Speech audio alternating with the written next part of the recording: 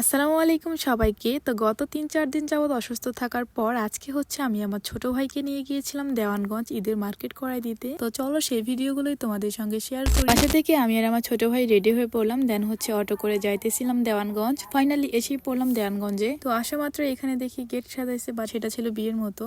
প্রথমে একটা দোকানে গিয়েছিলাম আমার ছোট ভাইয়ের শার্ট দেখতে, বাট ওইখানে পছন্দ না হওয়ার জন্য আমরা অন্য একটা দোকানে আসি। তো ওই দোকান থেকে হচ্ছে আমার ছোট ভাইয়ের জন্য একটা শার্ট কিনেছিলাম। তারপর চলে গিয়েছিলাম একটু থানার মোড়ে, এখানে কিছু ভিডিও করার জন্য।